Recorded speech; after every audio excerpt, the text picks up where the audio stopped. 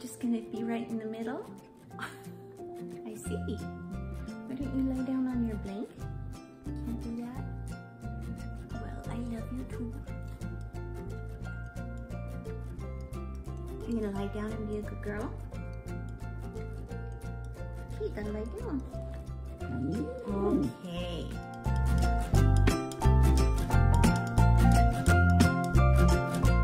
Hi everybody.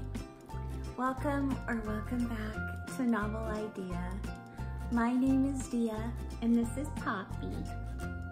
And it's time for a weekly recent reads wrap up.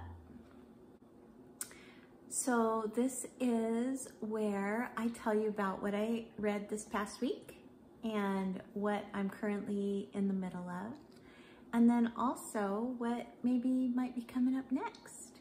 So we're just gonna jump right in and get started, and hopefully she'll be a good girl. Yeah, we'll be a good girl, and we will get through it. So I think I have about 7 books that I finished. I also have some DNFs, so we'll talk about those. And then I'll let you know what I'm in the middle of. So the first book that I want to talk to you about is The Moonstone. This is by Wilke Collins, and I was reading it for Victober. It's a reread for me, but I haven't read it in many years. So I was very ready to have a reread of it.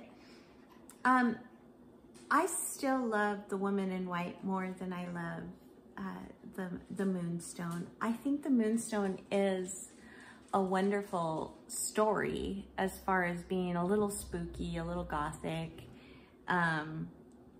It is basically about a stone that a god in India blessed and placed people around it at all times to watch over it. And one time during some sort of upheaval in the area that the stone was, it was stolen by a British officer and brought back to England. And when the god blessed the stone, he or she or it said that they would wreak havoc on the person and the person's family that stole it if it was ever stolen or if it was ever taken away from the crown of the god statue that it was in. And so that's what the story is about, because of course that happens, and of course there are generations that happen after that, and just the way that it kind of makes its way back to where it belongs, and the many generations of priests or zealots that watch over it in the ensuing years after it is stolen. So I gave it a B. It was fine. Like I said, it wasn't a bad read. It just was not quite what I was hoping it would be. I remember when I read it when I was younger that I liked it quite a bit. It was, it had that thrill kind of when you're younger and you're reading it, but it didn't hold up so well on reread. So B from me for Moonstone. And then I read Moreland Cottage, and this is by Elizabeth Gaskell. And let's see, there you go. So this was the story of a minister's wife and his son and daughter, and kind of their governess slash housekeeper slash maid. And the mother or the wife the family has lost the father husband figure, and the mother feels that it's her job to mourn constantly in order to keep up appearances as to what expectations are for her. And in the meantime, her son and daughter are growing up, and they don't feel the need to do that. Although her daughter is growing up with really wonderful morals and scruples, and she has kind of her head screwed on straight. And the brother is growing up to be a little bit of a rogue, and he's a rascal when he's young, and it does not change when he gets older, and he is quite lazy and feels that people should take care of him.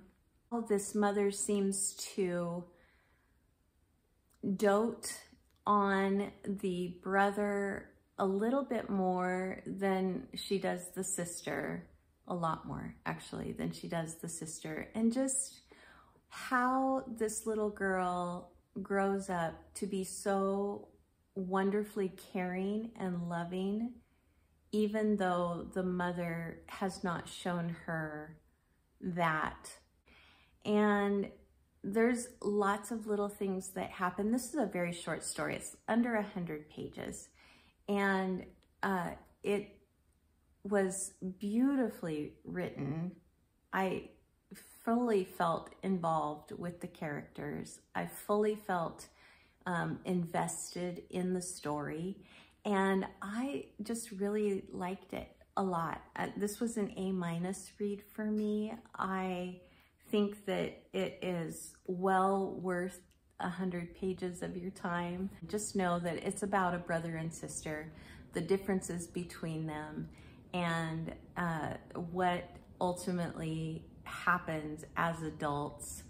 And I really enjoyed it. It's my favorite of the Victober reads that I have had novel-wise so far. Then I also read with Tiffany from Beautiful Minutia. We have been reading some Oscar Wilde short stories. I'm waiting to see if Tiffany wants to read any more of them, because we read 2 and I actually read 3, and she hasn't had a chance to get to the 3rd one yet. But we read The Happy Prince and The Canterville Ghost together, and then I also read The Selfish Giant, and she's getting to that one. And then we may read more if it comes up. We were not expecting, we were expecting his short stories to be somewhat similar to the plays that we have read, which are very funny. And yes, they have some poignancy and are beautifully written, but they are funny. And so when we read The Happy Prince and then went to talk about it, we were like, we got a little teary. You know, I was a little choked up on The Happy Prince. And the same thing happened for me on The Selfish Giant. And so I was like, I know for a fact that The Canterville Ghost is funny. So if you can try to find, and she didn't have that one in her collection that we were reading. So I told her if she could find it, that it would probably be more kind of what we were thinking from Oscar Wilde, and it kind of fits our season too, because it's spooky. It was awesome, and we're so glad that we did read it. And we laughed hysterically over it. We were, you know, impressed with the writing and with he still is very lyrical in his writing, even when he's writing something that is so funny. And so we've had both. We've had the emotional and rip your heart out kind of short story, and then we've also had the very funny ones. And Oscar Wilde is solid A, always a solid A. I haven't read anything by him yet yet that I have not given an A to. I really enjoy his writing style, and his subject and how he handles those subjects is just so good. Okay, and then I told you I was gonna read this. This is, okay, let's go with this hand. The Necklace by, now I was told how to say this, I'm gonna try, Guy de Maupassant. And then I thought it was gonna be a kind of a spooky story. That's because when I was looking up spooky short stories in the kind of era, that this came up. And so I thought it was going to be spooky. It is not. It is more like an Aesop's fable. It is a story with a lesson. And it was good. It was fine. It reminded me, strangely, of Madame Bovary. And if you've never read that, don't bother. But Madame Bovary is extremely dissatisfied with her marriage and with her position in life and all of that. And the lead character in The Necklace is also that way. She's very much that way. And she thinks that she, you know, just deserves so much more. She thinks that life has not been dealing her the cards that she should have been dealt. And there's some lessons that go along with it. So it was fine. It just wasn't what I was expecting. And so that's probably why I wasn't as happy with it. So it was a B for me. And I am happy to have read it, know about it now. Okay, and then I read 2 of the short stories out of the Ghostly Tales by Audrey Niffinger, is the one that put this collection together. So it is a collection, and the 2 that I read were the Mezzotint, which I learned, I had to look this up because I had no idea what a Mezzotint was. It was the first black and white method of development in photography that allowed for subtle hue changes in the black and white without having to go back and do cross-hatching or anything like that on the print. So it was all done as a photograph for the first time, and it allowed for those tonal shade changes. Anyway, the Mezzotint is by M.R. James, and it was about a photograph that was offered to a museum by a man who had obtained it somewhere, somehow, and he was asking for a certain amount for the photograph that the museum director felt was a little too much. But what happens is that this photograph is constantly changing, and they become convinced that the occurrence of what's going on in the photo has not happened yet. So it's like predicting the future, and the museum director and a few of his confidants kind of try to figure this out and find out if they can prevent what is about to happen from happening. And so I thought it was probably one of the best ghostly tales from the Victorian time period that I've ever read.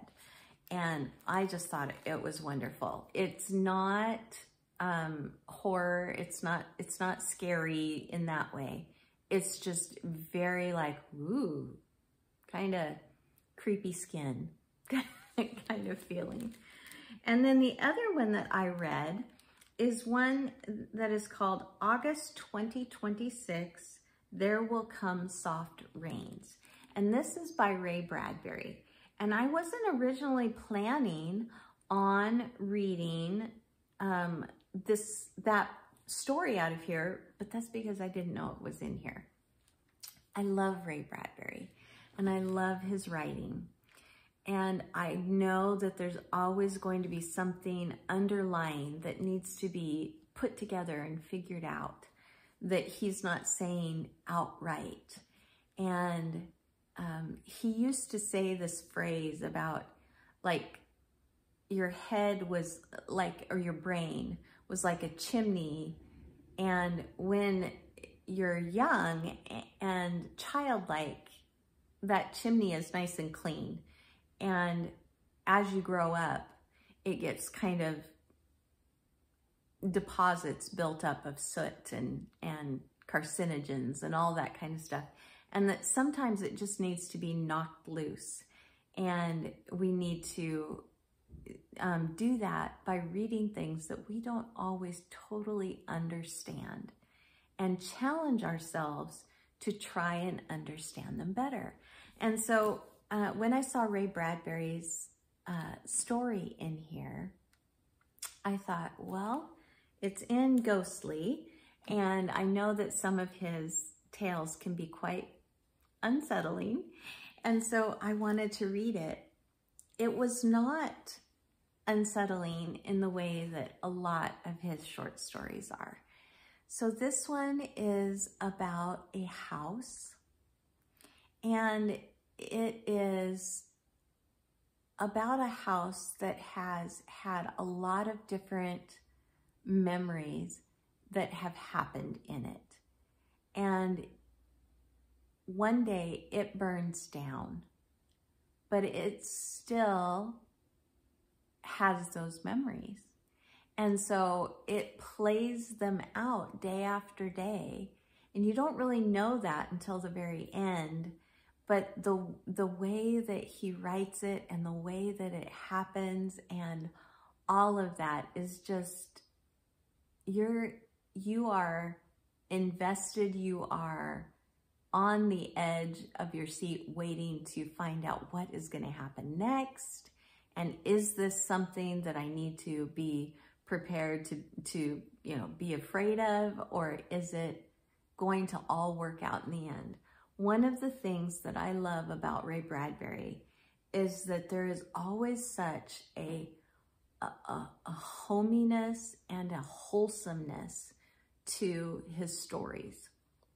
So even when there are unsettling things in the story, the way that it works out and the way that things come about in the end are things that you can get behind and that you can really root for.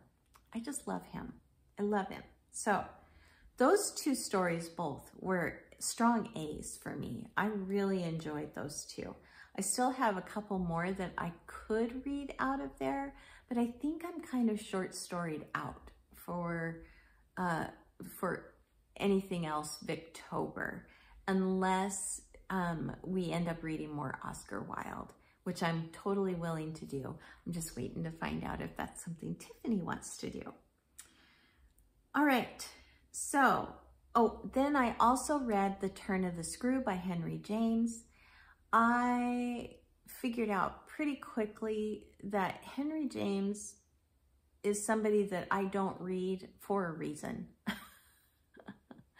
I thought Turn of the Screw was fine. His writing style is really hard for me to just dig in and really, root into and get invested in. I keep saying that word. I just don't buy into his characters. I don't buy into his scenarios. And I don't know exactly why that is. All I know is that The Turn of the Screw is supposed to be extremely creepy, and all that happened for me was that I was glad I was finished. So it was a C read for me. I think that it's a story that I remember. So it must be written in a way that's at least somewhat understandable. I just wasn't, yeah, I couldn't suspend my disbelief, I guess. The other ones that I am currently reading are Ellen Montgomery's Among the Shadows, and this is Tales from the Darker Side. And I'm reading this with Courtney from Courtney Reads, and we are taking one short story a day. So we've read 7 because we started on October 1st. And both of us have really liked a couple of the stories. And a couple of them were a little confused by them being in the collection because we thought that they were all kind of going to be ghostly tales, and they aren't. There are a couple of short stories that are just there, like there's a kind of a mystery one, and there was one that was just, you know, something that happened, but it didn't have any real, yeah. Anyway, so there have been like 3 that were like, okay, these are really great. And we love the way that Ellen Montgomery writes her characters. We're really looking forward to still reading it. It's not like we've been completely put off of it or anything. It's just that we expected the whole thing to be ghostly, and it isn't. So I'm still in the middle of that one. I'm also with Courtney and several others, am reading Scorpio Races by Maggie Stieffvater. It's a reread for me. I think I've read it twice. This is my 3rd time through it. And my library did not have the audio. I mean, didn't have the paper book. So I am reading it by audio this time. And I'm really liking it. I think the audiobook is done really well. And I was telling the ladies in the group chat that I feel like I'm learning things about one of the characters in particular that I didn't get just by reading it on the page. The inflections and kind of the tone that the narrator is giving that character has kind of changed my perspective a little bit. And I so appreciate that. So I'm enjoying that one. And then the other one that I'm in the middle of is Angel Mage. And this is by Garth Nix. And it's in the other room. I forgot to bring it in. And so this one is reminding me a little bit, just a little bit, of Vespertine by Margaret Rogerson. And I liked Vespertine. I'm loving this one. I think this one is much more kind of what I was hoping Vespertine would be. But I will say it's a little different angle. It's the same kind of story, but it's a little different angle on that theme. And so it is about a time period where there are angels and archangels that can be called on to do the bidding of certain people who have icons. And if you can make icons and also control those icons, then you are considered a mage, an angel mage. And the one in the story that is the main character has a little bit of an evil side to her. And so there are things that happen at the beginning and that are, you know, like I said, I'm still in the middle of the book, so are currently happening that are as a result of her going a little bit farther than just controlling the icons. And I haven't found out yet exactly what her plan is, but she is currently gathering followers and gathering pieces of her plan together. And I'm really enjoying it. I love Garth Nix's writing. I have yet to read something by him that I have not really enjoyed. So I'm enjoying that one. So let me tell you about my DNFs real quick, and then I'll tell you about what is up next. So the DNFs that I have had, the first one was Brida by Paulo Coelho. And Coelho. Yeah. And Brida was recommended to me by another booktuber, and it was supposed to be kind of a witchy story. And it is, oh, are you okay? Are you okay? What happened? Are you all right? That was scary. Are you okay? Yeah, you stay here with Mama. So Brida is a witch story. It was just too modern day, and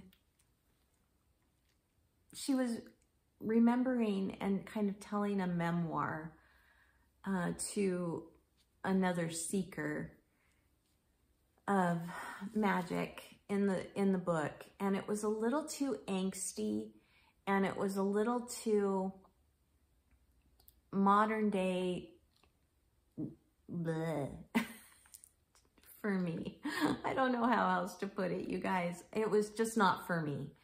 I really like his writing. I really like the kind of the premise of the story, but I just didn't like the setting or the way that the idea was being panned out. And so I DNF'd that one. Then I DNF'd Blackbird House by Alice Hoffman, sort of for the same reason. So I was really enjoying the beginning of this book, and it was set like back in the 1600s and 1700s, 1800s, back in those days. And there was a family, and they were located on the eastern coast of the United States, and they were a fisherman family, and he was giving up fishing to be a husband, farmer, father, and had one more kind of run that he had to do, and they disappear. She doesn't believe that they are gone. Anyway, at the beginning of the story, I was enjoying it. Then we moved into a modern day story, and it was not only jolting, because it just stopped the story and moved on to something else. And I thought that we would maybe go back, but all we got were little glimpses of going back. I just didn't realize that this was going to be partly a modern day tale. So I just don't enjoy modern day stories. I want to read about the past or a different world altogether. And so Blackbird House went bye-bye. And then I started Unnatural Magic. I cannot remember who this is by. I will put a picture. And I just, it wasn't grabbing me. So I gave it about 100 pages, and I still wasn't invested, and so I just decided, you know what, I have a ton of books that I could be reading right now, and if I'm not liking this, then either I will come back to it another time or I just won't read it. So I set Unnatural Magic aside also, DNF that one.